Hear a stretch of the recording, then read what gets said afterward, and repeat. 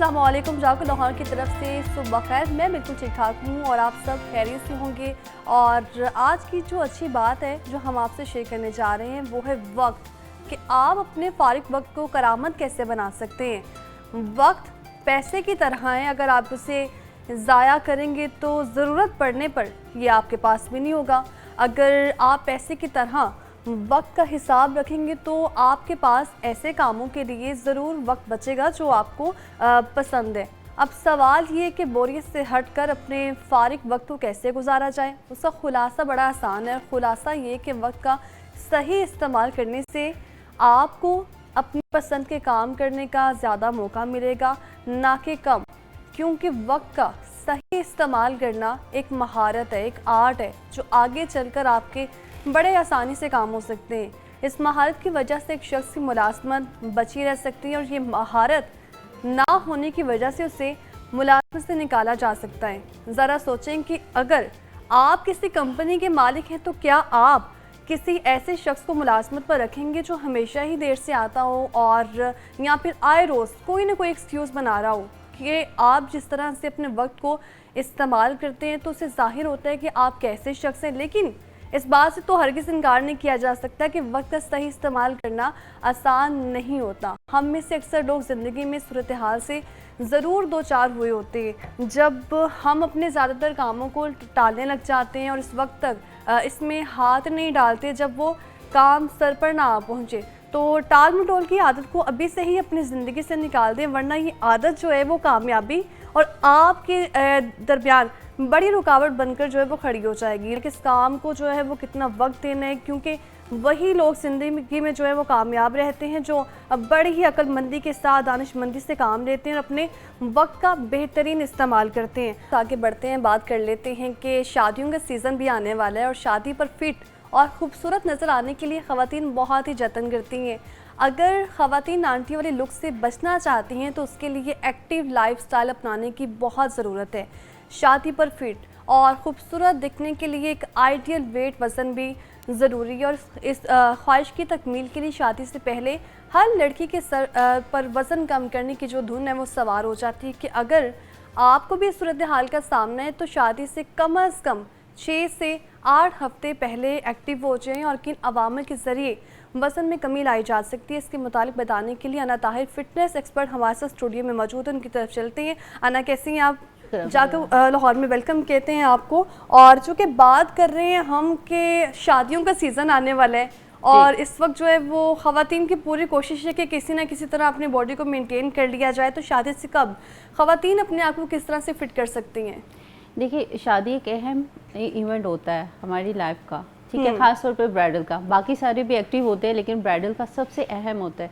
लेकिन हमारे यहाँ ब्राइडल सबसे डाउन जा रही होती है क्योंकि हर शॉपिंग में जो है ब्राइडल ने जाना है शॉपिंग को, क्योंकि ब्राइडल ने ही पसंद करनी होती है। और फिर उनको फिर याद आता है कि जब दिन रखे जाते हैं फिर याद आता है अच्छा अब हमने जिम भी जाना है। तो जब से आपकी शादी जो है डिसाइड होता है कि अभी 20 साल आपकी शादी है तो आप अपना वर्कआउट को भी डिसाइड कर लें कि हमने अपनी वर्कआउट की जर्नी को स्टार्ट करना है। 30 to 40 मिनट्स आपने पर डे अपने आप को देने हैं। उसमें अगर आप डंबल यूज़ करते हैं तो आप डंबल से अपर साइड वर्कआउट कर सकते हैं, बिल्कुल स्लो आप जाएंगे और स्लो डाउन आएंगे, ठीक है। इस तरह से दोनों डंबल को ज्वाइन करके, अगर आप नहीं इतना हैवी आप कैरी कर सकते तो एक डंबल से ही कर लें। रैप्स अपने बढ़ा लें, डंबल 2 kg 4 kg जितना भी आप कैरी कर सके। बैक जाके आपने बाइसेप जो है अपने कान के पास ऐसे इस तरह से फिक्स कर लेने हैं, होल्ड करके यहाँ पे।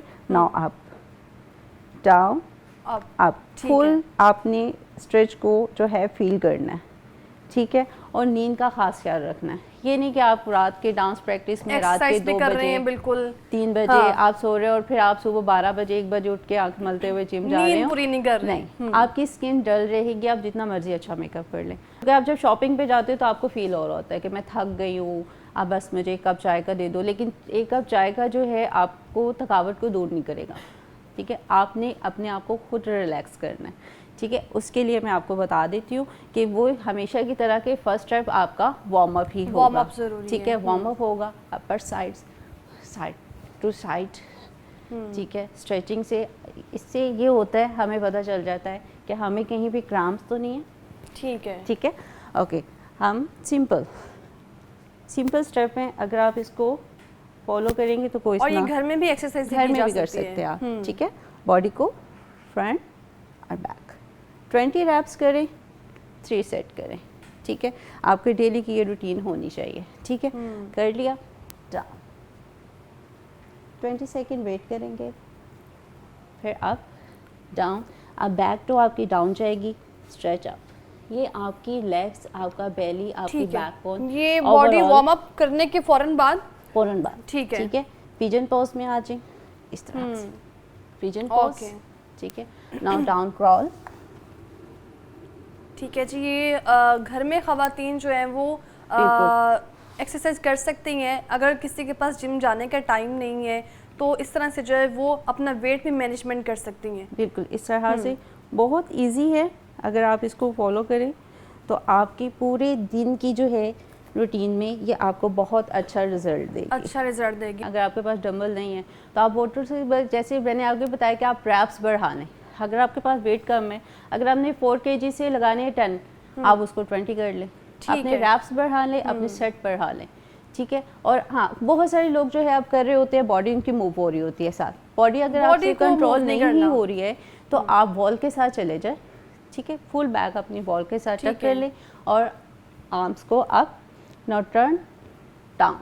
बहुत सारी लेडीज आती हैं, वो कहती हैं अब टाइम शॉर्ट है, हमने सिर्फ अपर को फॉलो करना है, अपर हमारा सेट हो जाए, लोअर पे तो लहंगा ही आ जाए। ये जो भी एक्सरसाइज आपने बताई है तो ये कितने मिनट करनी है? और जो है वो ख़वातीन को अगर मैं बात करूं तो हम देखते हैं कर भी रही होती हैं लेकिन फैट जो है रिड्यूस नहीं हो रहा होता, रिडक्शन की तरफ नहीं आता है, तो उसमें क्या वेट ज़्यादा उठा लिया जाता है डंबल्स का?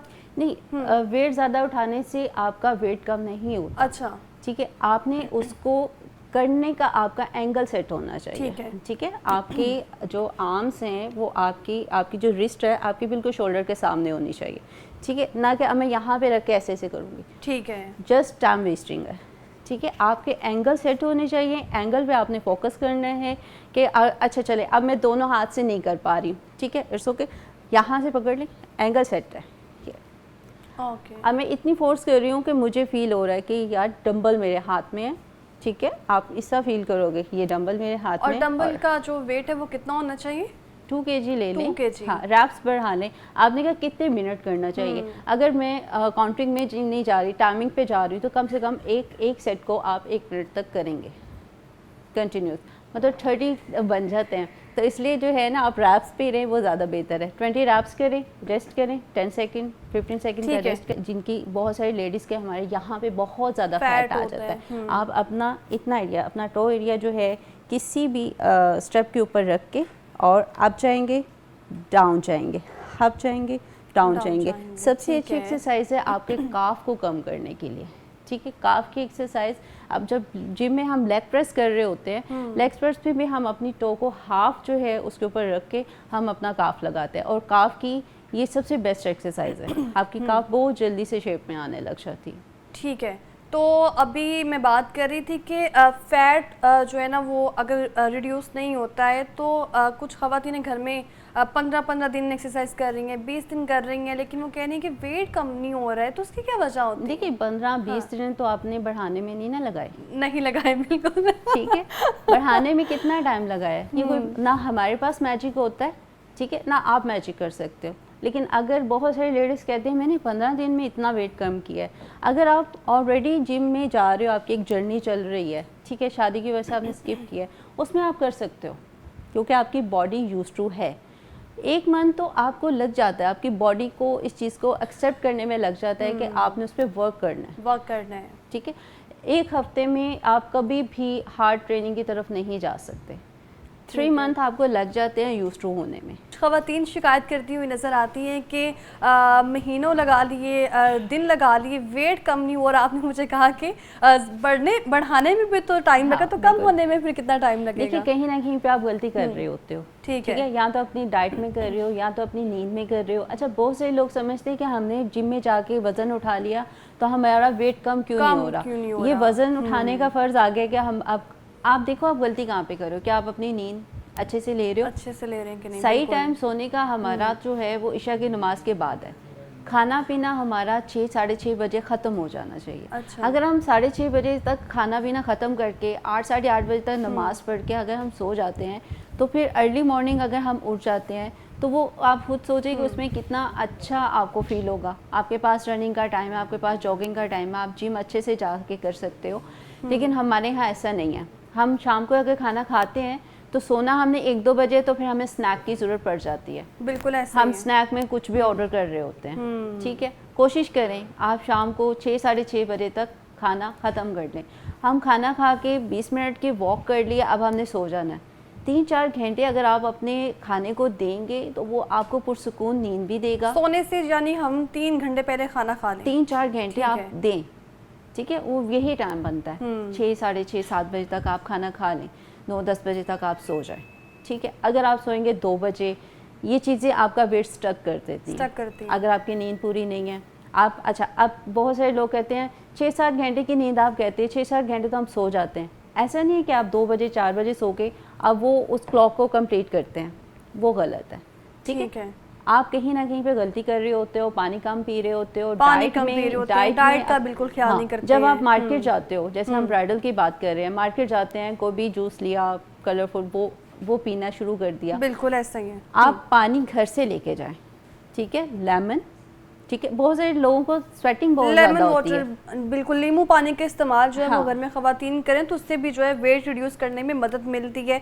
और शादी पर फिट और खूबसूरत नज़र आने के लिए जो है वो ख़वातीन को वेट अपना कम करना है तो किस तरह से करना है, कौन सी एक्सरसाइज घर में की जा सकती है। फिटनेस एक्सपर्ट अना ताहिर हमारे साथ स्टूडियो में मौजूद थी। बहुत शुक्रिया अना आपके प्रोग्राम में आने के लिए। और बात कर लेते हैं कि पाकिस्तान में ऑनलाइन जुए के बढ़ते हुए रुझान के जो पेश नज़र कानून नाफिज करने वाले इदारों ने हालिया हफ्तों में नुमाया इकदाम किए हैं। साइबर क्राइम इन्वेस्टिगेशन एजेंसी ने 40 मोबाइल ऐप्स को गैर कानूनी करार देते हुए फौरी तौर पर पाबंदी का ऐलान कर दिया है। इन ऐप्स में मारूफ बैनुल-अक़वामी प्लेटफॉर्म्स भी शामिल पाए गए हैं। ये ऐप्स ना सिर्फ हमारे नौजवानों को जुए की तरकीब देती हैं बल्कि जो सार्फिन का निजी डाटा भी बग़ैर इजाज़त बिना उनकी परमिशन के माली ख़तरात में जो है वो हमें मंडलाते हुए नज़र आते हैं। कि एक सर्वे के मुताबिक अगर हम बात कर ले तो मुल्क की 22% से ज़्यादा आबादी ऑनलाइन जुए में जो है वो मुलविस है। तो आज हम इसी मौजू पे बात करेंगे। ऑनलाइन जुआ ऐप्स किस तरह से ख़तरे का बायस हैं और इनको यूट्यूबर से क्यों प्रमोट कर रहे हैं। तो इससे बात करने के लिए आईटी एक्सपर्ट उमैर रशीद हमारे साथ स्टूडियो में मौजूद है। उनकी तरफ चलती है। उमैर, वेलकम कहते हैं आपको जागो लाहौर में। कैसे हैं आप? अस्सलाम वालेकुम, thank you very much for inviting me. I am good, अल्हम्दुलिल्लाह। चूँकि बात करें कि ऑनलाइन जुआ जो है हम देख रहे हैं कि अभी सर्वे के मुताबिक 22% इसमें इजाफा हुआ है। और अभी रिसेंटली बात करें तो मज़ीद जो है वो इबादत हमारे शहर लाहौर की इवन इसमें इन्वॉल्व होती चली जा रही है। तो ये है क्या, इससे कैसे बचा जा सकता है?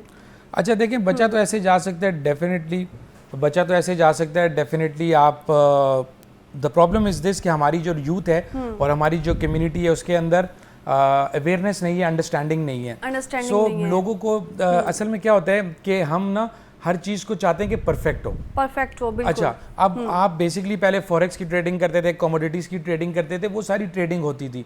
अब उसको सीखने के लिए टाइम लगता था, उसके लिए पढ़ना पड़ता था। आज से 10 साल 15 साल पहले जब डिजिटल एरा इतना बूम पे नहीं था तो people those who used to do forex trading, they used to read newspapers. I for a fact knew somebody he used to do forex trading and give tuitions on forex trading.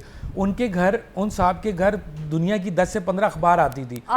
They used to read. अच्छा, आप different zones में operate करते थे कि आपको पता होता था कि ऑस्ट्रेलिया में क्या चल रहा है, अमेरिका में क्या चल रहा है, डिफरेंट कॉन्टिनेंट में क्या चल रहा है। इतनी जद्दोजहद करने के बाद जाके कहीं पे कोई 10 साल 15 साल बाद परफेक्ट बनता था। अब आजकल की यूथ को क्या, they want to make quick money, people want to make quick money. उन्होंने क्या किया, जब उनको बाइनरी ट्रेडिंग जैसी ऐप मिली तो उनको ये लगा कि it is trading but it is very easy, so let's use this, so instead of using A let's use B. तो there is a quote, I will begin with this कि real wealth is built not bet. तो binary trading without a doubt is gambling. First Islamic point of view का ये कि वो तो सीधा सीधा हराम है। अगर आप सूरत अल-माइदा की भी सूरह आयत पढ़ेंगे तो उसके अंदर वाज़ेह तौर पे अल्लाह ताला ने कुरान पाक में बोल दिया है कि यार जुआ या कोई भी ऐसी चीज़ जिससे आपने मेहनत किए बगैर पैसा कमाया है तो वो तो हराम है। अब आ जाते हैं हम दुनियावी पॉइंट ऑफ व्यू से। अगर हम देखते हैं, देखें आप वो जुआ क्यों है? वो इसलिए जुआ है, it's gambling, because in this particular binary trading you do not own anything. आप किसी चीज को खरीद नहीं कर रहे हैं। जबकि फॉरेक्स में क्या होता है, आप लॉट्स लेते हैं कि आप एक चीज है, सोना है, आप 102 में लेते हैं, आप उसको 103 में या तो 101 में या 100 में उसको ट्रेड बैक कर देते हैं। यहाँ पे आप ट्रेड के ऊपर एक्सपेक्टेशन कर रहे हैं, तो कर रहे हैं। बिल्कुल, इसमें हम देखें यूट्यूबर का जो रोल है वो वाकई ही ऐसा है, इज इट ट्रू कि वो अपना रोल प्ले कर रहे हैं इसको प्रमोट करने में?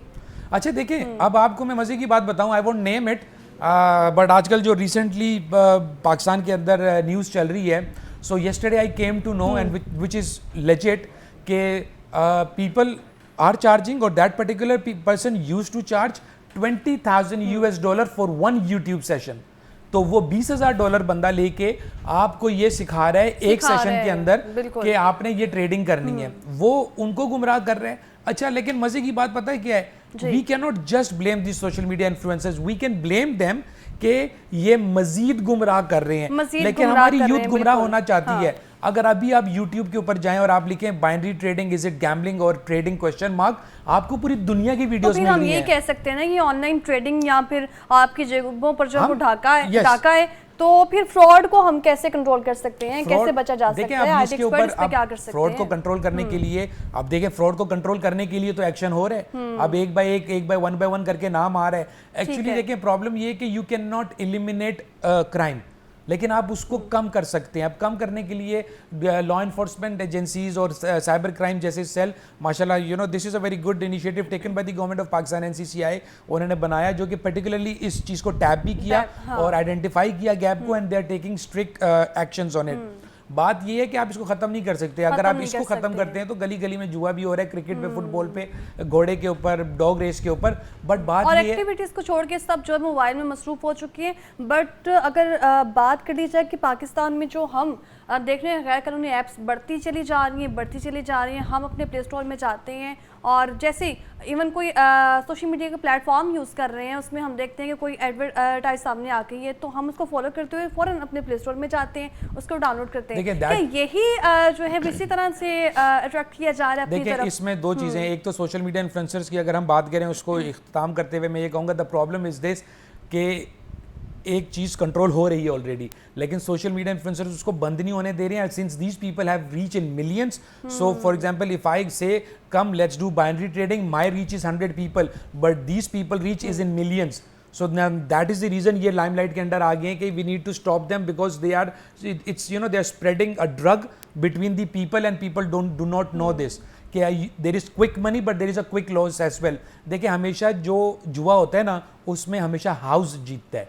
वो कहते हैं 100 सुनार की 1 लोहार की, ठीक है, you will win 10 days, but algorithm इस तरह बिल्ड हुआ हुआ है कि ये एक नई आईडी है, इसको 200 200 500 करके जीतने दो, कॉन्फिडेंस बिल्ड करो ताकि ये 5000 लाए डाले और ये करे। अच्छा, ये तो अभी छोटे मसले हैं। यहाँ पे वेस्ट में अगर आप देखेंगे, वेस्ट में कॉपी ट्रेडिंग आ चुकी हुई है। Copy trading, yes, copy trading is a terminology which is being used in the west now. उसमें ट्रेडिंग भी है, लेकिन उसमें फिर बाइनोमो जैसी चीज़ें भी हो रही हैं। उसमें क्या हो रहा है कि basically people follow me as an trader, मैंने अपना अकाउंट आपके साथ लिंक कर दिया हुआ है, तो जो ट्रेड मैं करता हूँ आपकी ट्रेड भी होती है, आपको आपके पैसे के मुताबिक ROI मिल रहा है, मुझे मेरे पैसों के मुताबिक ROI मिल रहा है। हम देख रहे हैं इसमें जो सबसे हसास चीज़ मुझे भी नज़र आई है वो ये कि हमारे मोबाइल का डाटा हमें बड़ा कीमती होता है, कोई हमारे मोबाइल का डाटा जो है वो चुरा ना ले। हम अपने प्राइवेसी जो है ना उसको बड़ा मेंटेन रखते हैं मोबाइल के मामले में, पासवर्ड लगा देते हैं, लेकिन सुनने में ये आया है कि इस तरह जो है वो हसास डाटा तक हमारी रसाई भी हासिल कर रहे हैं। देखें, एक्चुअली बात ये है कि वो कहते हैं ना, हर हाथ मिलाने वाला दोस्त नहीं होता। आप एक देखें, फ्रॉड और स्कैम कैसे होता है, वो कहते हैं जब तक लालची जिंदा है ना, ठग भूखा नहीं मरेगा। हमारे घर में फौतगी होती है, हम लोग 3 दिन रोते हैं, 4थे दिन खाते हैं, 5वें दिन हंसते हैं, दोबारा मामूली रूटीन पे आ जाते हैं। अब आप अपने आप को बचा सकते हैं, लेकिन ये है कि देखिए, उसको बचाने के मुख्तलिफ तरीके हैं कि आपको अब तो सिस्टम्स, अब आपने नोटिस किया होगा कि व्हाट्सएप के ऊपर अगर आपको अननोन बंदा कोई मैसेज भेजता है, तो जब तक आप उस मैसेज के नीचे ओके नहीं लिखते हैं, तब तक आपको वो लिंक्स ब्लैक आ रहे होते हैं, ताकि आप गलती से भी ना क्लिक कर सकें। तो व्हाट्सएप ने भी एक फीचर बिल्ड किया कि if an unknown person sends you a file और sends you a link, up until you will not verify it, that click is not ठीक है clickable. जी, ये ऑनलाइन जुआ है क्या और इससे कैसे बचा जा सकता है, और अगर बात कर ली जाए तो हमारा हसास डाटा है वो किस तरह से उस पर रसाई जो है वो अपनी हासिल कर रहे हैं, या फिर यूँ कहने कि हमारा जो डाटा है वो चुराया जा रहा है। तो इस पर बात करने के लिए IT एक्सपर्ट उमैर अरशद हमारे साथ स्टूडियो में मौजूद थे। हमारा बहुत शुक्रिया प्रोग्राम में आने के लिए। बेवक्त हुआ ब्रेक का, हमारे साथ रहेगा, वापस आएंगे ब्रेक के बाद।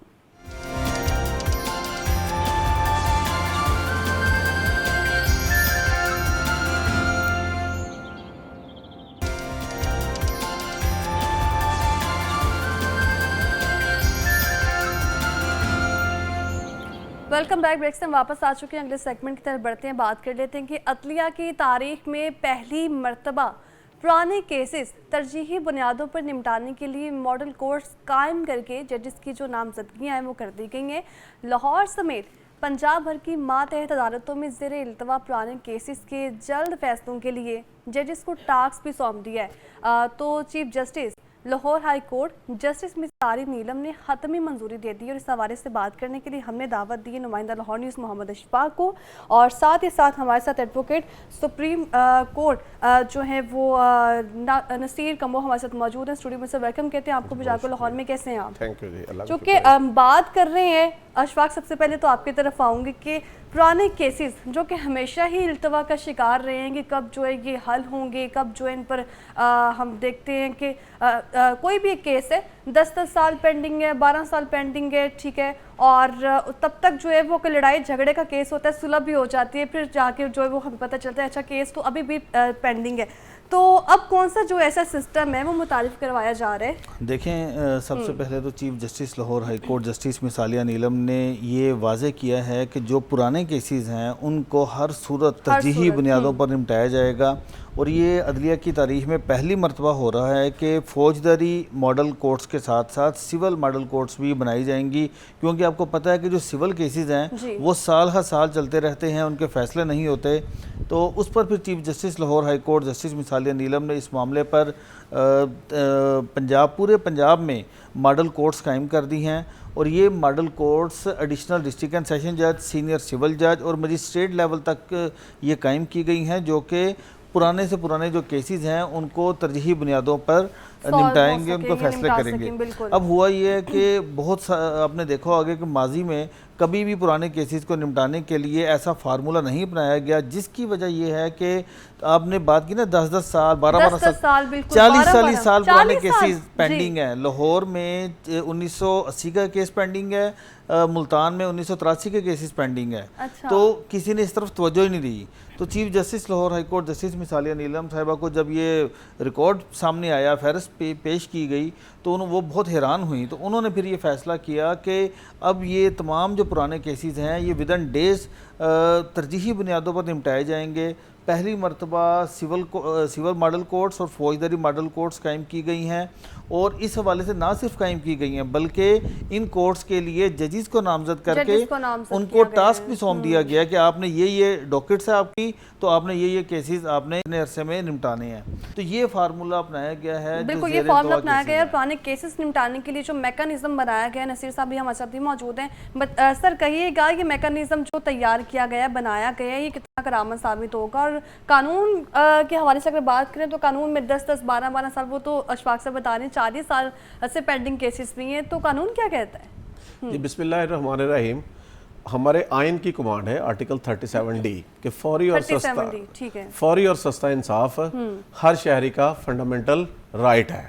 अच्छा, अब इस चीज़ को इम्प्लीमेंट करने के लिए पिछले 76 साल से जो है वो वादे वईद किए जा रहे हैं, तकरीरें की जा रही हैं, लेकिन अमली जामा पहनाने के लिए कोई अमली इकदाम नहीं हुआ जो कि ग्राउंड पे रिजल्ट नज़र आए। तो मैं समझता हूँ कि इसकी बाबत चीफ जस्टिस मिस आलिया नीलम साहब ने जब 1 साल पहले ओथ लिया था तो बहुत बड़े बड़े मसाइल थे उनके सामने। अदालतों की तकसीम का मामला था, लाहौर हाई कोर्ट में जजेस नहीं थे, या केसेस बहुत ज़्यादा 14 लाख केसेस पेंडिंग थे, लाहौर हाई कोर्ट में 2 लाख केसेस थे। तो मैं समझता हूँ कि इन सब चैलेंजेस को चीफ जस्टिस साहबा ने बड़ी खुश इसलूबी से जो है वो फेस किया है, और पूरे 1 साल में वकाला, बार और बेंच एक पेज पे हैं और कभी भी बिला वजह कोई हड़ताल की कॉल नहीं बार की तरफ से आई। तो मैं समझता हूँ कि ये चीफ जस्टिस साहबा की बहुत बड़ी कामयाबी। अब चीफ जस्टिस साहबा जो बुनियादी मसला है जिस पे लोगों को जुडिशरी पे जो है वो बहुत बड़ा जो है वो शिकवा है कि अदालतें इंसाफ नहीं करती, तारीख पे तारीख जो है कहा जाता है अदालतों से मिलती है, केसों के फैसले नहीं होते 10-10 साल। तो इसकी बाबत चीफ जस्टिस साहिबा ने जो पॉलिसी मुरतब की है, जो मॉडल कोर्ट्स बनाने का फैसला किया है, चीफ जस्टिस साहिबा ने देखें लोअर जुडिशरी फैसला नहीं बना दी गई हैं, बना दी गई हैं। देखें लोअर जुडिशरी में मॉडल कोर्ट्स के लिए एडिशनल सेशन जजेस की जो है वो तकर्री कर दी गई है, जो सिविल जजेस की तकर्री कर दी गई है और मैजिस्ट्रेट्स की तकर्री कर दी गई है। और इसी तरह लाहौर हाई कोर्ट में भी स्पेशल बेंचेस जो हैं वो जब 1 सितंबर से लाहौर हाई कोर्ट में 10 सितंबर से छुट्टियां खत्म हो रही हैं और लोअर जुडिशरी में 1 सितंबर से जब अदालतें होनी हैं तो इसकी बाबत अदालतें अपना काम शुरू कर देंगी। पिछले दिनों भी चीफ जस्टिस ऑफ पाकिस्तान की सरबराही में जिसमें चारों सूबों के चीफ जस्टिस साहिबान थे, उसमें भी यही टाइम फ्रेम तय हुआ कि फौजदारी मुकदमा जो है जिसकी सजाए मौत है वो 2 सालों में निपटाना है और जिसकी सज़ा 7 साल से ज़्यादा है वो 1 साल में निपटाना है, 18 माह में निपटाना है और 7 साल तक के सज़ा वाले जो हैं वो 1 साल में निपटाने हैं। इसी तरह सिविल केसेस में भी जो मामलात हैं दीवानी नौयत के वो 2 साल में निपटाने हैं और फैमिली केसेस और जुवेनाइल बच्चों के मतलब मामलात या जो दीगर छोटे मामलात हैं उनके लिए टाइम फ्रेम 1 साल रखा गया। मैं समझता हूँ कि चीफ जस्टिस मिसालिया नीलम साहिबा जो हैं उन्होंने इससे पहले ये पॉलिसी अमली तौर पे तरतीब दे के 14 अगस्त को उन्होंने अपनी स्पीच में जो था ये अनाउंस कर दी थी कि आज़ादी के दिन जो है उन्होंने किया। और मैं समझता हूँ कि चीफ जस्टिस साहब जो है वो एक ब्लेसिंग है।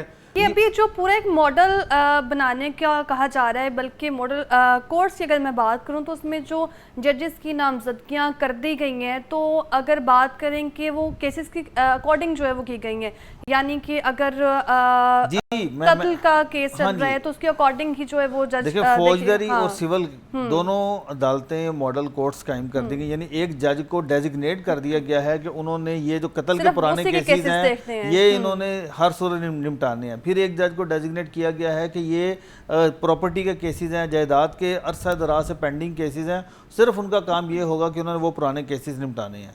तो ये एक मैकेनिज्म है और जो बाकी जजेस होंगे वो रोज़मर्रा के केसेस और साथ ही साथ जो पुराने जो ज़ेर इल्तवा केसेस हैं उनको कम करने के लिए इकदाम करेंगे। तो इस हवाले से चीफ जस्टिस ने सेशन जजेस से हर 15 दिन के बाद रिपोर्ट भी तलब की है कि किस जज की क्या कारकर्दगी होगी। यानी ऐसा नहीं है कि उन्होंने एक मैकेनिज्म बना के उसको छोड़ दिया है, अब देखा जाएगा। इसके ऊपर पूरी कड़ी नज़र रखी हुई है, हर जज की कारकर्दगी को जांचा जाएगा कि कौन से जज ने कितने अरसे में कितने पुराने केसेस निपटाए। अभी ये अशफाक साहब बता रहे हैं कि जो रोज़मर्रा के केसेस होते हैं उसमें हम जिक्र करें तो शहरी शिकायत लेकर आते हैं, फर्नीचर ठीक नहीं है तो उस पर जो है वो दरख्वास्तें दी, इस तरह के केसेस। तो इसके लिए भी जो एक अलग नहीं ये जो आप बात करिए ना कंज्यूमर कोर्ट की, अब 1 मिनट में मैं आपको कंक्लूड करता हूँ। Chief justice Lahore high court justice Misalia Neelam ने अपने इस बतौर चीफ जस्टिस 3 ऐसे फैसले किए जिसमें पंजाब गवर्नमेंट को, हुकूमत को, कौमी खजाने को अरबों रुपए की बचत हुई है। पहला तो एक इंफ्रास्ट्रक्चर का लाना था, अदालतों के अंदर जी LEDs लेकर आए, वीडियो लिंकर बयानात होंगे, इतना ढेरों सामान खरीदना पड़ना था, वो सारा उन्होंने माइनस करके तो उन्होंने 1 लिंक पर ही सारी चीज़ें ये करवा दी। दूसरा उन्होंने ये किया कि जो अदालती अफसरान गाड़ियाँ इस्तेमाल करते थे, महीने का लाखों रुपए की उनकी मरम्मत और फ्यूल में आ जाता था, वो सारा सिस्टम उन्होंने ख़त्म कर दिया। अब उनको जो लमसम जो अमाउंट है वो देनी शुरू ठीक है जी। ये जो मैकेनिज्म तैयार किया गया है पुराने केसेस निपटाने के लिए और साथ ही साथ जो मॉडल कोर्ट्स के लिए जजेस की तैनातियाँ जो है वो नामजदगियाँ की जा रही हैं और किस तरह से जो मैकेनिज्म है वो करामत होगा आम शहरी के लिए। जो इतने ज़्यादा फिगर्स बताएं आपने कि 13 लाख से ज़्यादा केसेस के हवाले से, तो पूरा एक मॉडल जो कोर्ट है वो इस पर काम करेगा और जल्द ही वो जो पेंडिंग केसेस है वो निपटा दिए जाएंगे। इस पर बात करने के लिए नुमाइंदा लाहौर न्यूज़ मोहम्मद अशफाक को हमने दावत दी। अशफाक, बहुत शुक्रिया आपके प्रोग्राम में आने के लिए। और साथ ही साथ नरसी कंबोज जो कि एडवोकेट है सुप्रीम कोर्ट के, आपका भी बहुत शुक्रिया प्रोग्राम में आने के लिए। आगे बढ़ते हैं, बात कर लेते हैं कि बैरून मुल्क जाकर तालीम और मुलाजमत करना गुज़श्ता चंद बरसों के दौरान पाकिस्तान की नौजवान नस्ल का पसंदीदा ख्वाब बन चुका है और बेशतर नौजवानों के लिए बैरून मुल्क तालीम और जॉब हासिल करने का तस्वुर इतना दिलकश है कि हर नौजवान के दिल में ये तस्वुर ख्वाब बनकर धड़कने लगता है कि अब कुछ ममालिक ऐसे हैं जहां अंग्रेज़ी के अलावा उस मुल्क की ज़ुबान को तरजीह दी जाती है, जैसे कि स्पेन, जर्मनी और फ्रांस। ही ऐसे ममालिक है जहां पर पाकिस्तानियों के लिए सर्वाइव करना मुश्किल हो जाता है। इसके अलावा अगर बात करी जाए तालीम या मुलाजमत की, तो तालीम या मुलाजमत के लिए बैरून मुल्क जाने के ख्वाहिशमंद अफराद के लिए आइट्स इंटरनेशनल लैंग्वेज टेस्ट सिस्टम का जो है वो टेस्ट देना क्यों ज़रूरी है और क्यों कहा जाता है कि जब तक इसको क्लियर नहीं किया जाएगा ख्वाब को ताबीर में नहीं बदला जा सकता। तो आज के सेगमेंट में हम इन्हीं मौज़ूआत पर बात करेंगे कि आज के दौर में पाकिस्तानी तलबा और पेशा वर अफराद के लिए गैर मुल्की ज़ुबानें सीखना कितना ज़रूरी है, और दूसरा आइट्स टेस्ट की जो अहमियत है वो क्या है, कौन से तलबा को ये टेस्ट देना चाहिए और कौन से तलबा को ये नहीं देना चाहिए। तो इस पर बात करने के लिए एजुकेशन कंसल्टेंट आसिम अदरीस को हमने दावत दी। सब वेलकम कहते हैं आपको जागो लाहौर में, और साथ ही साथ आइट्स और पीटी ये जो है वो ट्रेनर अक्सा बतूल हमारे प्रोग्राम में शामिल है। अक्सा आपको भी कहते हैं वेलकम कहते हैं जागो लाहौर में। कैसे हैं आप? जी थैंक यू। जो पहले होता था कि आउट ऑफ कंट्री जाना है जॉब के लिए, एजुकेशन के लिए, तो उसके लिए जो है वो सिर्फ आपका अंग्रेज़ी बोलना ही जो कंपल्सरी समझा जाता है, लेकिन अब हम देख रहे हैं कि मुख्तलिफ ज़ुबानों पे जो है वो आपको अबूर होना बहुत ज़रूरी है। Thank you very much.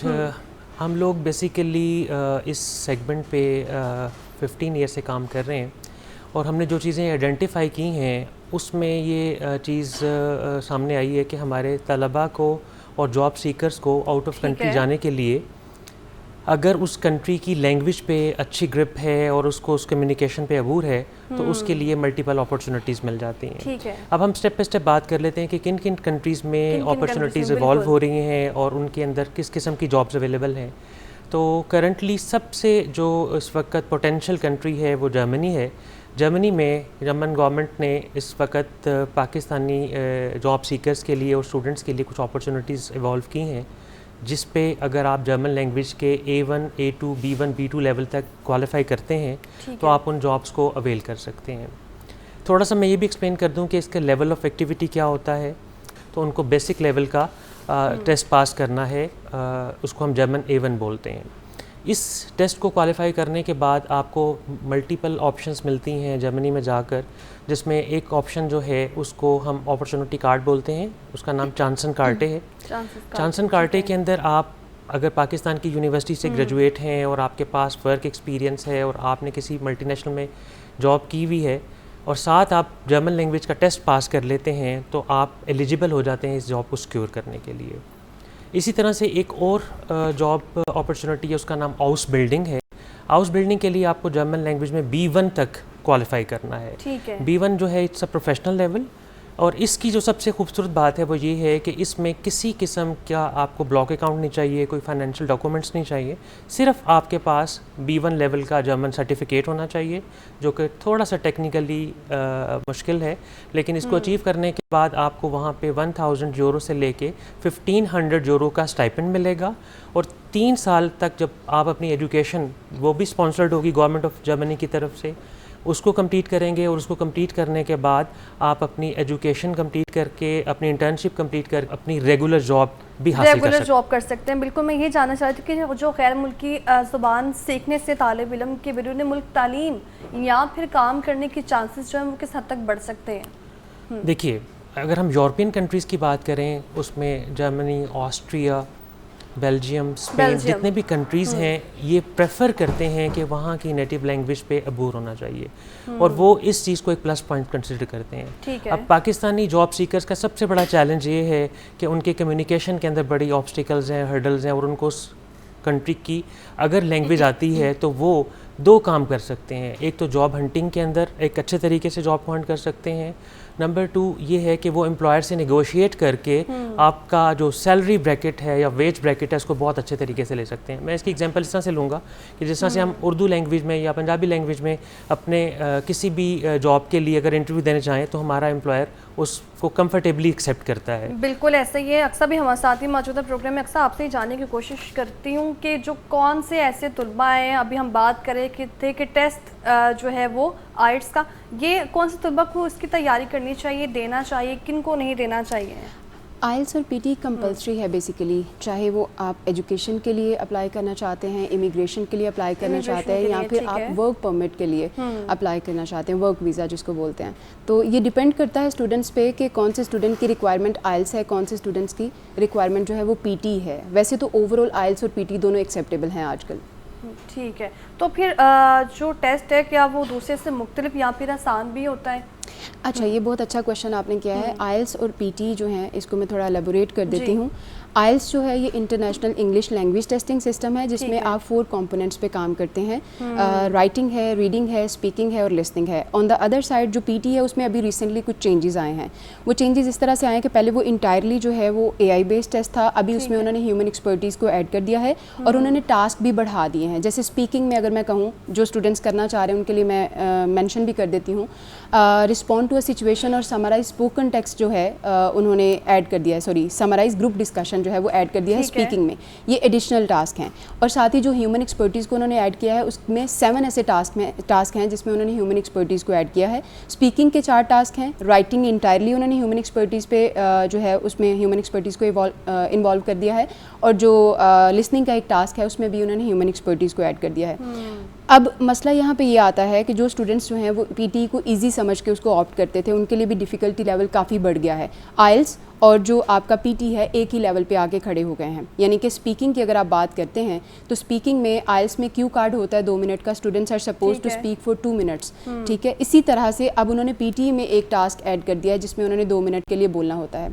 जो डिफरेंस आता है, अच्छा, ये जो अभी बात कर रही हैं कि नई चीज़ें ऐड हुई हैं पीटी के इम्तिहान के फॉर्मेट या स्कोरिंग की अगर बात करूँ तो सिस्टम में जो नई तब्दीलियाँ लेकर आए हैं, तो ये तब्दीलियाँ किस किस्म की हैं और स्टूडेंट्स के लिए जो इस पर काम कर रहे हैं, सीख रहे हैं, उनके लिए आसान है ये? देखिए यही बात मैंने अभी एड्रेस की है कि पीटी में जो चेंजेस आए हैं उसकी वजह से डिफ़िकल्टी लेवल बढ़ गया है पीटी का। पहले ये था कि AI बेस्ड था, तो कीवर्ड्स भी ऐड किए जा रहे थे, तो स्टूडेंट्स का स्कोर बहुत अच्छा आ रहा था। अभी उनको स्पीकिंग के पॉइंट ऑफ व्यू से भी काफ़ी अच्छा काम करना पड़ेगा इस पर, और साथ साथ अपनी ऐसे राइटिंग को बेहतर करना पड़ेगा, जो कि हमारे लिए एक डिलेमा है। जी ठीक है, तो ये तब्दीलियाँ जो लेकर आए हैं तो ज़्यादा तलबा दोस्त हम कह लें तो उनके लिए एक चैलेंज नहीं होगा ये? डेफिनेटली चैलेंजिंग है, क्योंकि जो स्टूडेंट्स हैं पहले तो वो बिल्कुल एक सामने कंटेंट दिया होता था उसी को कंसीडर करते थे। हाँ जी, कीवर्ड्स ऐड कर दिए और थोड़ी सी इन्फॉर्मेशन जो है वो पिक कर ली, AI स्कोर दे देता था। अभी जो है वो ह्यूमन एक्सपर्टीज़ हैं, तो वो कंटेंट में अगर ह्यूमन एक्सपर्टीज़ के थ्रू 0 स्कोर आएगा तो ओवरऑल 0 स्कोर कंसीडर किया जाएगा। यानी कि ओवरऑल जो आपका इम्पैक्ट है वो चैलेंजिंग हो गया। ठीक है, तो टेक्नोलॉजी तलबा को जो है वो बेहतर तैयारी करने में जो है वो हम कहें कि किस तरह मदद कर सकती है, या उसके लिए कह लें कि दोस्त टेक्नोलॉजी के तौर पे कैसे काम कर सकती हैं? टेक्नोलॉजी बहुत अच्छा रोल प्ले कर सकती है, स्पेशली पीटी में बहुत अच्छा रोल प्ले कर सकती है, क्योंकि देखिए पीटी जो है समहाउ AI बेस्ड है, और जो चैट GPT है या कोई भी आपके पास टूल्स हैं उनको यूज़ किया जा सकता है टू एवेलुएट योरसेल्फ। स्टूडेंट्स उसको चेक एंड बैलेंस के लिए यूज़ कर सकते हैं। लेकिन ऑन द अदर साइड आइल्स की अगर मैं बात करूँ तो उसमें ह्यूमन एक्सपर्टीज़ इन्वॉल्व हैं। स्टूडेंट्स को चाहिए कि वो टीचर्स के साथ भी कनेक्शन में रहें ताकि उनको ह्यूमन फीडबैक भी मिलता रहे। ठीक है, तो ये अगर बात करें तो ये बिल्कुल एक कम्बिनेशन ही है। आर्ट्स की बात कर लीजिए या लैंग्वेज की बात कर लीजिए, आउट ऑफ कंट्री जाना है तो आसिम साहब आपकी तरफ फिर से आऊँगी, जानना चाहूँगी कि जो पाकिस्तानी तालीमी इदारे हैं या हुकूमती इक़दाम तलबा को जो गैर मुल्की ज़ुबानें सीखने के लिए कितनी सपोर्ट फ्राहम कर रहे हैं, उनको या फिर पुश अप करने के लिए कितनी जो है उनको हेल्प कर रहे हैं? ये बहुत अच्छा आपने पॉइंट रेज़ किया है।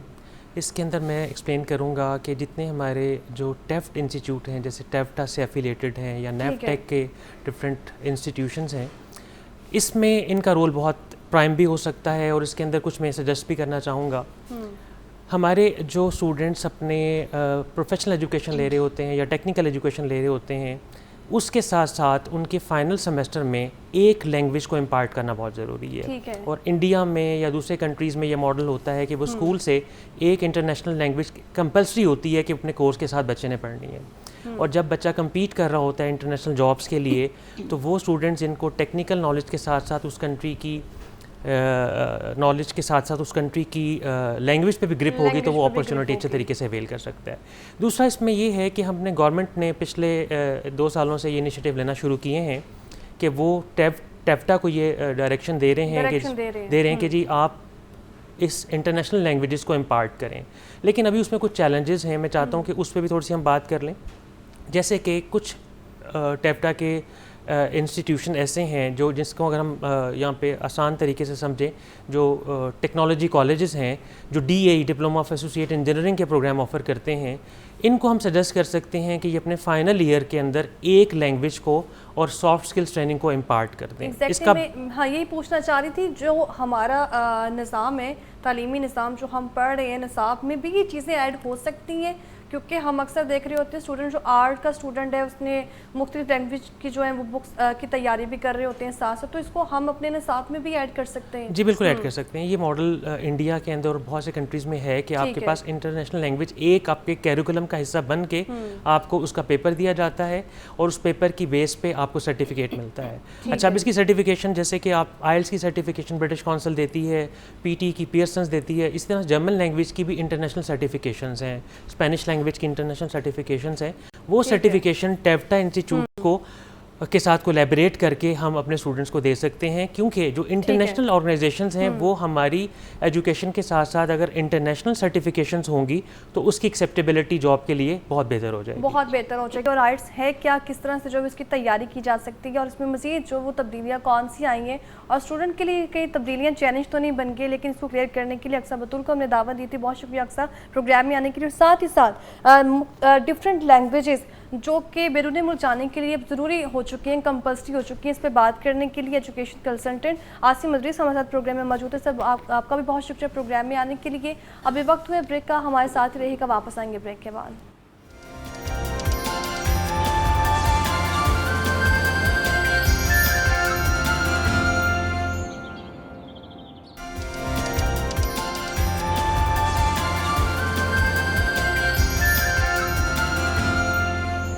Welcome back. ब्रेक से हम वापस आ चुके हैं, आगे बढ़ते हैं, बात कर लेते हैं कि कॉर्पोरेट ट्रेनिंग गलती कहाँ पर करते हैं, और वहीं अगर बात कर ली जाए कि कॉर्पोरेट ट्रेनिंग के साथ क्यों हमें जो है वो नज़र नहीं आते हैं, कसूरवार कौन होता है, या फिर अगर मैं बात करूँ कि ये ट्रेनिंग डिलीवरी की बेहतरीन इकसाम जो है वो कौन कौन सी होती हैं, तो इस पर बात करने के लिए हमने दावत दी है अहमद फवाद जो कि कॉर्पोरेट ट्रेनर है हमारे साथ। उनसे बात करते हैं, उनसे जानने की कोशिश करते हैं कि आखिर जो है वो इसकी एग्ज़ाम कौन कौन सी है, किस तरह से जो है इस पर वर्क किया जा सकता है। सर बहुत शुक्रिया आपके प्रोग्राम में आने के लिए। और सबसे पहले तो ये जानना चाहते हैं कि कॉर्पोरेट जो ट्रेनर है या ट्रेनिंग कर रहे होते हैं वो गलती कहाँ पर करते हैं? ये सिर्फ कॉर्पोरेट ट्रेनर ही गलती नहीं करते, बल्कि कंपनीज भी गलती कर रही होती हैं।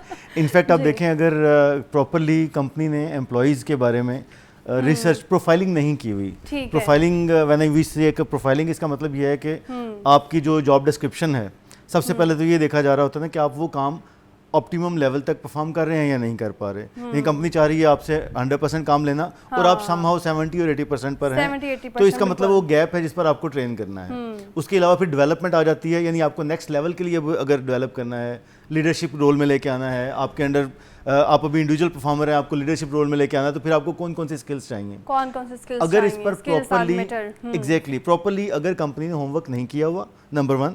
नंबर 2 ये है कि जो ट्रेनर्स हैं उन्होंने होमवर्क नहीं किया हुआ अपनी ऑडियंस से मुतल्लिक के जो लोग आ रहे हैं उनको कौन कौन से स्किल्स चाहिए जिस पर मुझे ट्रेनिंग करवाना है। तो अगर उन्होंने इन दोनों चीज़ों पर काम नहीं किया हुआ तो ना इसका कोई इम्पैक्ट होगा, ना ही इसका कोई रिस्पॉन्स अच्छा आएगा। ऐसे ही साथ हम कहते हैं कि क्यों नजर नहीं आते, फिर यही वजह हो सकती है कि कॉर्पोरेट ट्रेनिंग के साथ हमें नजर नहीं आ रहे, तो फिर हम कसूरवार किसको समझ सकते हैं? अहमद, ये दोनों हैं।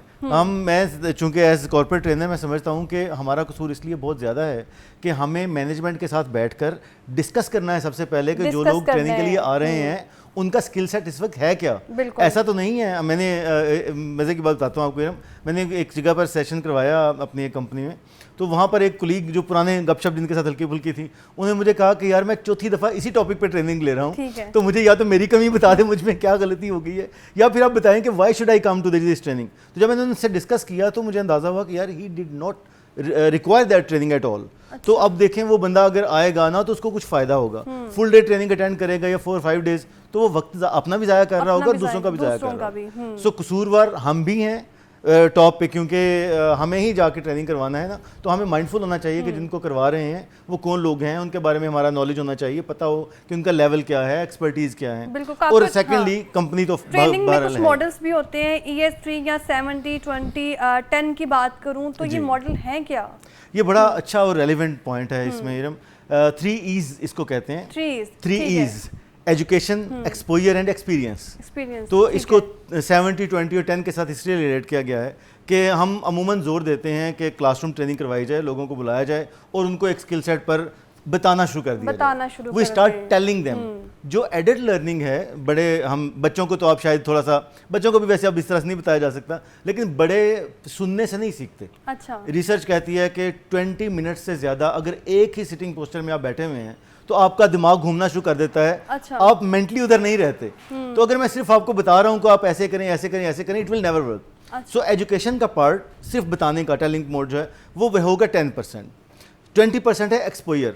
आप अपने जैसे लोगों से जब मिलेंगे जो आपके रोल में काम कर रहे हैं, आप अगर एंकर हैं तो अगर 10 एंकर्स बैठे हुए होंगे मुख्तलिफ कंपनीज के, मुख्तलिफ चैनल्स के, उनके साथ जब आप एक्सपोजर होगा, आपको डिस्कशंस होंगी, तो फिर आपको बहुत सारी चीजें कनेक्ट करने को मिलेंगी। आपकी ट्रेनिंग में इन हाउस और ओपन प्रोग्राम्स में क्या फ़र्क है? जी। तो कितना डिफरेंस है दोनों में?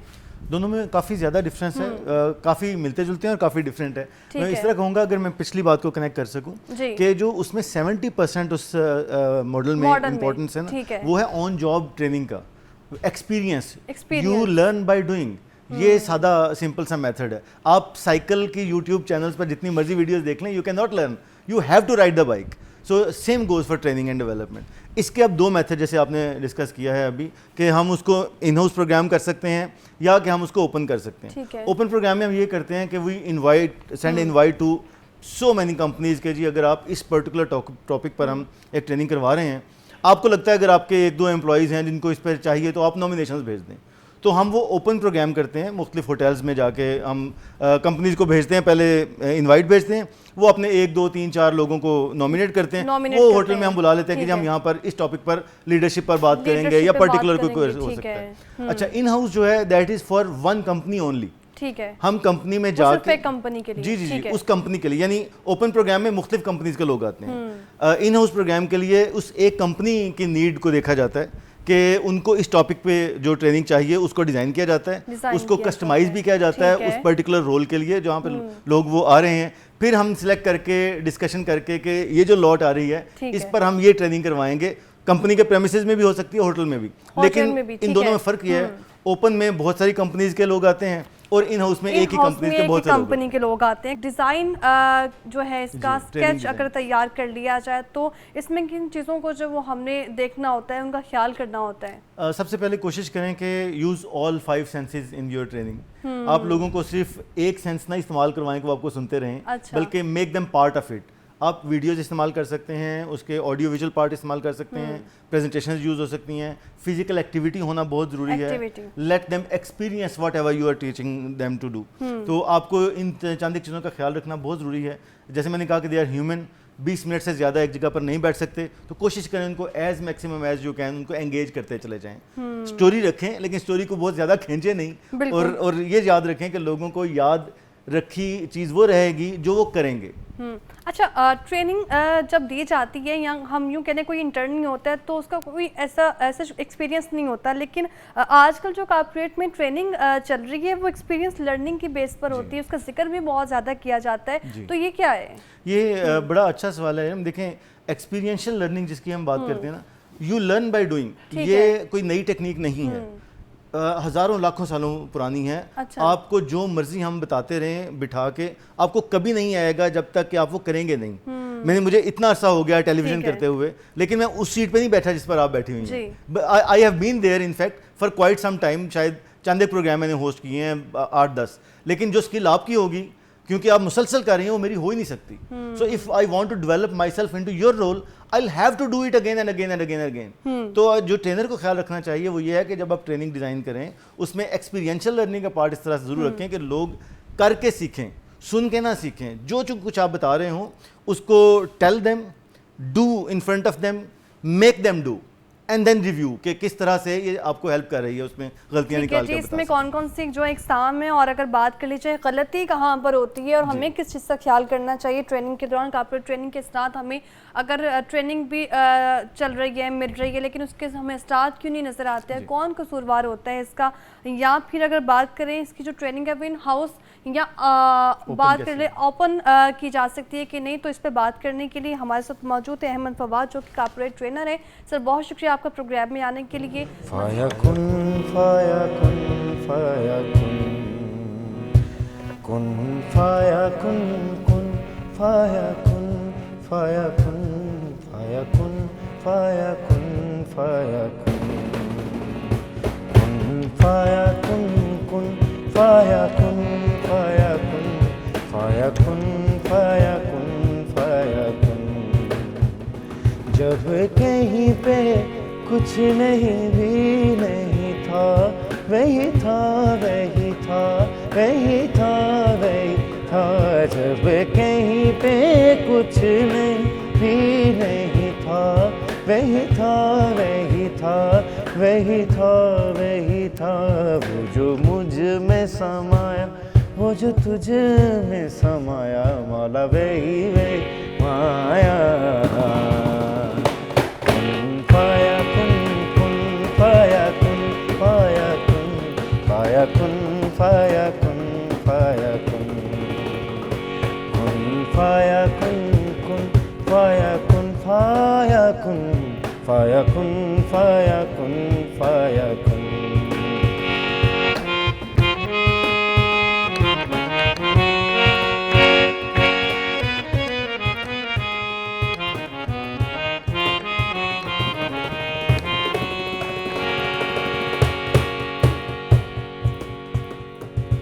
सजरा सवेरा मेरा तन भर से, गजरा अंधेरा तेरी जलती लो, कतरा मिला जो तेरे दरबार से। ओ मौला मौला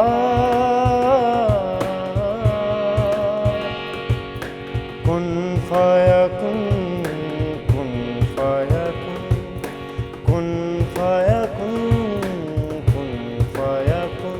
जब कहीं पे कुछ नहीं भी नहीं था, वही था वही था वही था वही था। जब कहीं पे कुछ नहीं भी नहीं था, वही था वही था वही था वही था। वो जो मुझ में समाया, वो जो तुझ में समाया, मौला वही वही माया। कुन फायाकुन कुन फायाकुन फायाकुन फायाकुन फायाकुन फायाकुन फायाकुन कुन फायाकुन फायाकुन फायाकुन फायाकुन फायाकुन फायाकुन। Welcome back. ब्रेक से हम वापस आ चुके हैं और अभी जैसे नाज़रीन आपने सुना ही है कितना खूबसूरत जो है ये हमारे साथ इस वक्त नालैन अब्बास सिंगर, जिन्होंने अभी परफॉर्म करके बताने की बल्कि साबित किया है कि पाकिस्तान में जो वो टैलेंट की कमी नहीं है। और साथ ही साथ कैच एम्पेयर हसनैन अब्बास भी हमारे साथ मौजूद है। आप दोनों को वेलकम कहते हैं जागो लाहौर में। कैसे हैं आप? अल्हम्दुलिल्लाह, थैंक यू आपका बुलाने के लिए। अल्हम्दुलिल्लाह ठीक है। ठीक है जी। हमारे साथ नालैन भी मौजूद है। सबसे पहले तो नालैन से बात करने की कोशिश करते हैं कि किस तरह से जो है वो इस फील्ड में आने को सोचा, इस सफ़र का आगाज़ किस तरह से किया। बेसिकली म्यूज़िक जर्नी हमारी स्टार्ट हुई थी, मैं 8th क्लास में था। 8th क्लास में? 8th क्लास में था। स्कूल लेवल पे नात वगैरह पढ़ते थे, तो नात के साथ साथ मिली नगमे और जब कभी कलाम इकबाल पेश करना तो टीचर्स वगैरह ने उसमें कहना कि यार आप भी परफॉर्म करो, आपका वोकल अच्छा है। तो उसके बाद फिर जब 10th क्लियर की, तो 10th क्लियर करने के बाद पंजाब कॉलेज PGC वहाँ पे मैं गया। वहाँ पे ऑडिशंस हो रहे थे गोल्डन स्कॉलरशिप होल्डर के। ठीक है। म्यूज़िक बेस होते थे, वोकल और नात, किरत और डिबेट्स, ह्यूमरस डिबेट्स और उसके अलावा सीरियस डिबेट्स उसके ऊपर हमारे होते थे।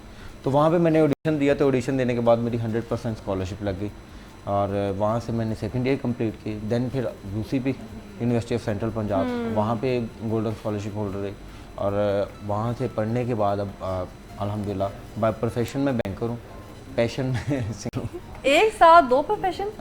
पैशन मेरा सिंगिंग है, ठीक है। प्रोफेशन मेरा बैंकिंग है। ठीक है, प्रोफेशनली तो कैजन प्लेयर भी हमारे साथ मौजूद है, हुसनैन अब्बास, कैसे हैं आप? ठीक है जी, अल्लाह का शुक्र। अभी मैं ये देख रही हूँ जब आप इसको बजा रहे थे, पहले तो हमारे जहन में हमेशा म्यूज़िक इंस्ट्रूमेंट्स जो होते हैं या तो वो ढोल होता है, ढोलकी होती है, लेकिन वो एक यूनिक चीज़ मुझे देखने में आई है।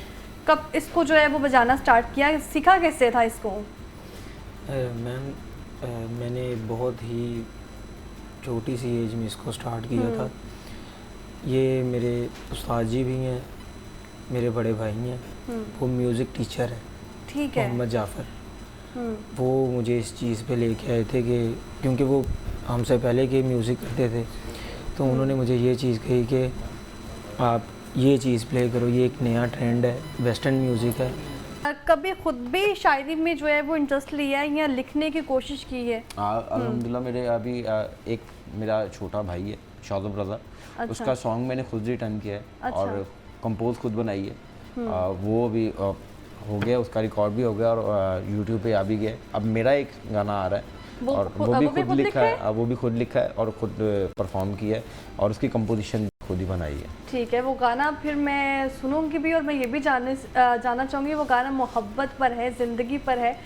वो एक मोहब्बत पर ही है, ठीक है गाना, तो वो मैं आपको सुना दूंगा, लेकिन अभी वो यूट्यूब पे आना है, ठीक है। तो अगर आप कहते हैं तो मैं शौदब का गाना आपको जो मैंने पहले बनाया था वो मैं आपको सुना देता हूँ। शौदब का गाना वो भी मेरी अपनी कंपोजिशन है, मेरी अपनी राइटिंग है, वो मैं आपको सुना देता हूँ।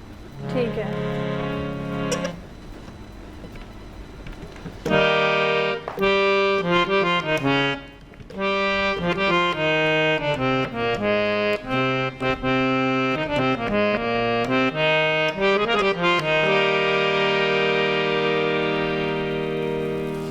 बने रे उत्ते काग बोलदा, मैनू याद करांदा तेरा आना।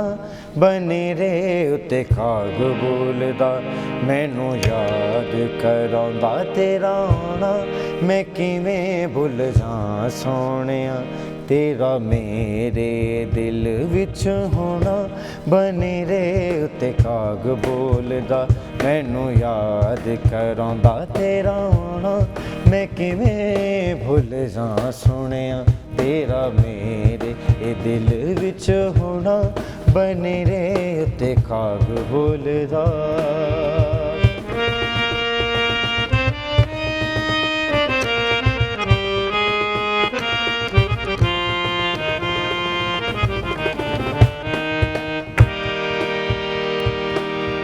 जिस पासे भी लंघना कल्ला, लोकी आखन कमला चला। जिस पासे भी